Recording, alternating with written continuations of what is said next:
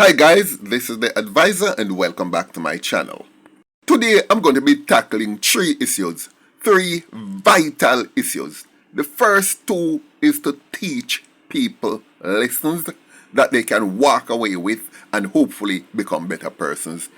And the third one is to just fill you in on some basic information about an issue that happened, a matter that happened yesterday. Now, most of you have seen this video here of this little girl. Well, I tried to share the video with you guys, but somehow it couldn't be downloaded. But most of you might have seen it already. But as you can see, it says, "My daughter doesn't like her stepmom. Listen." And of course, this was posted by the father and is supposed to be a proud father. But I don't know if it's he really wrote that and posted it, because he was driving and the car was driving, and it is somebody who obviously took this from the back seat. So we assume that it's the stepmother who actually took the who made the video. And I doubt very much that she handed it over to the father so he could post it. But whatever. Now, for those of you, the few of you who haven't seen it, the little girl is saying that the lady in the back have too much lip, she have too much mouth, so she must shut up her mouth and her father must put the lady out of the car. Put her out, because she chat too much. She have too much lip. And this is a little baby who I doubt is more than 5 years old. Or could be 6 maximum. Now, guys, the first time I saw this video, I was outraged. There were people on Facebook who were actually laughing and saw this as some kind of something to be, there's a humor in it. But for sensible people, for people with their heads properly screwed on, this is one of the most horrific videos to watch. So, first of all, let's start from the top. This child is about 5 years old, roughly 5. At 5 years old, a child does not belong in a front seat. That's the first point. And it is the law. It is not just a basic principle. It is on the law books. A child of this age does not belong in the front seat of a car, of any vehicle, albeit she have on seat belt. Second thing, while she should not be in the car in the first place, let us assume that the lady at the back did not come into the vehicle at the same time as the child, but they picked her up along the way. The father, the male who is driving the car, seeing that she shouldn't be in the front seat in the first place, why would you let that child remain in the front seat and let the adult have to go in the back? And why is the child allowed to speak to an adult in that fashion? And how can this child be at a stage in her life that she feel she is equal to the adults in the car? To the point where she feels that the adult has no right to speak, and if she does speak, she needs to leave the vehicle. And doing this in front of her father. Now guys, you know one of the first rule of parenting is the very, very first rule that you must have as a mindset when you're growing kids, and it is this. You and your pitney and your quabs. Or for you foreigners in standard English, you and your child are not equals. You and your pitney and your quabs. And you play with puppy, puppy lick your nose.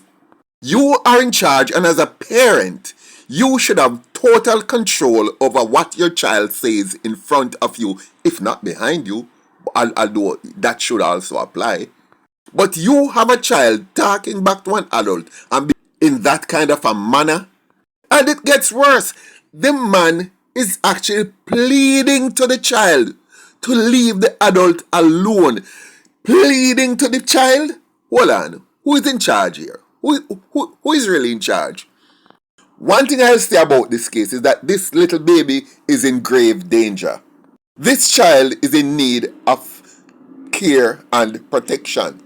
Because me know other people now go and say it, But you see me, Me no come on this channel to hug up nobody. And nobody, people who subscribe to this channel don't come over here for get hug up. They come to get the truth. So real knows real. And I'm going to say it because nobody else back no broad enough to say it.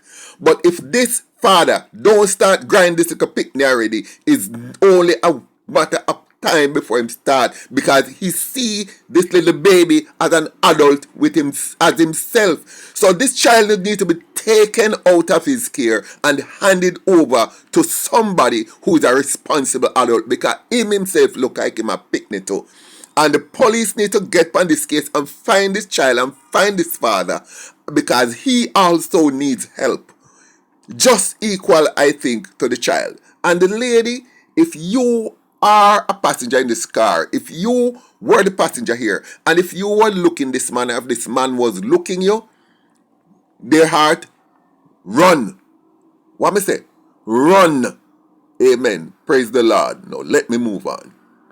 Now guys, two incidents took place in Spanish Town last night. One is well known because it caused roadblocks and demonstration, but the second one is little known. I'm going to speak of the second one first. Uno look upon that creature here. That creature here claimed to be an upcoming artist, entertainer, or singer. He actually call himself singer. Anyway, police carried out a raid on St. John's Road yesterday. And the purpose of that raid was to find the men who killed 31-year-old Bradley R. Bradley R. was shot and killed on October 13th this year in the vicinity of the Spanish Town shopping center right there in Spanish Town. The police get lined up about who killed him, and they went into the area to investigate. The reason why them hang on pan him, is that when the others run, them run up lane and run and try to take fence and all of that. And when Tempa try to go over one fence, because him pants so tight and it's stuck on pan him, I squeeze up him seed bag. Well, we don't even if him have seed bag, because most of them will look so a gal picnic anyway in disguise. So the police hang on pan him. The real person they were looking for was Willie Silva and Boo. But them escaped. But at the time, them didn't know who Tempa was. But Tempa, of course, was one of the main murderer and violence producer in the Spanish Town area. But he, in fact, according to New Word on the Ground, was one of the man who acted with the other two who escaped in the murder of Talman or Bradley Orr. But because the police didn't know him and they hung on to him, they just simply knew he was involved, but they didn't know how deep. So the police simply took him in for questioning. But of course, that is a grave error on their part, because them hang on upon somebody and them never know what. But let me tell you something. If you hang on upon something like this, who is in a group of gunmen, you don't need nothing more. You don't need nothing more for just brush him. It has been said that you can't judge a book by its cover, but that is total nonsense. A book can be judged by its cover, and a book should be judged by its cover.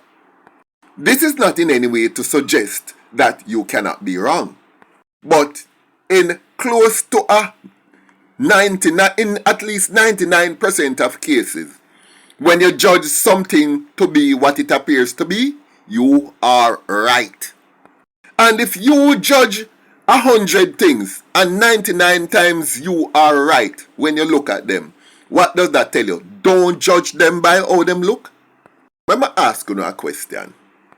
If you are walking on a lonely street, say in broad daylight, and you saw Tempa and Carlton Banks approaching you, who do you think? No, me know why you get emotional. Straight up logic, rational, common sense, reason, and all the available statistics and evidence. If you saw Carlton Banks and Tempa coming towards you. When me say Carlton, me just use him as a template. Me no mean, because we know Carlton Banks is just a fictional character. But you saw an individual look like this and an individual look like that walking towards you. Which one would you be more fearful of? Which one would you think is more than likely to be the gunman? Which is more likely to not tight up pants? Which is more likely to be a singer? Which is more likely to be a gang member? We logical people have the answer to that. So I say again, if the police had just judged him by him looks, they would have just brushed him same place. But he'll be able to walk the streets again. But I hope now that they know who they're looking at, they'll not make the same mistake another time. Now, less than a mile away, or roughly about a mile away, because St. John's Road is about 1 mile north of Old Harbour Road. Now, south of St. John's Road, we find Old Harbour Road and we find a community called Homestead. And Homestead, as everybody know, a JLP place. A one-order place, strict one-order place. And as you know, police patrol those areas a lot because of what is going on in that policing space.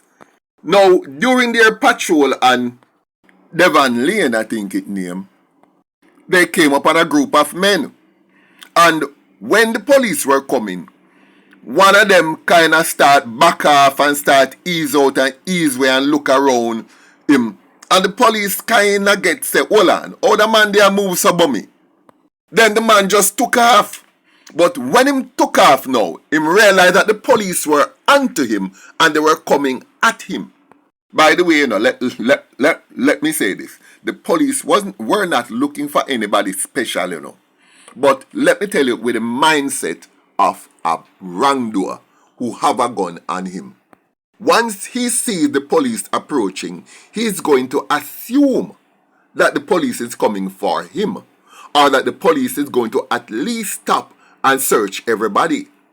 So even though he could be wrong, he is going to he's not going to take the chance of just standing by and hope that they pass. They will always err on the side of caution. Some decide to take away himself. However, in trying to do so, him now get the policemen suspicious and let them start focusing on him.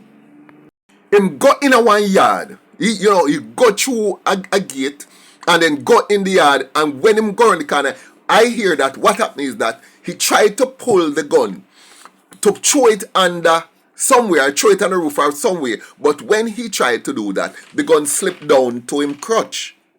And when the gun slipped down to him crutch now, him decides that him can't get to fling it away or anything. Him decide to draw it out and decide to fire at the police instead. But when him try to draw it out now, because the tight pants stuck the gun down to him crutch side, and in get him out, him push him hand in at the trigger and fire one shot, blow! And the shot just grazed him knee and got into the ground. So, on the shot being fired, the police knew that he was around the back and them just target him. And of course, he fired a few more shots. But then again, as always, the police will always prevail in a gunfight. Now, this man who was killed, his name is Vernon Campbell. Vernon Campbell is well known to the police and has been known to the police for many years, because him a gone with badness from him a teenager. From the days when him used to circle and farm up himself in a gang in a Tadspen. And I hear that he's related to Gunman, who was one of Babsy Grange's main enforcer in central St. Catherine, which includes Spanish Town. And of course, he remains, until his death yesterday, he remained a high-ranking member of the One Order gang. Now, upon his death, you see the size of the demonstration that was happening. Why you think they demonstrate?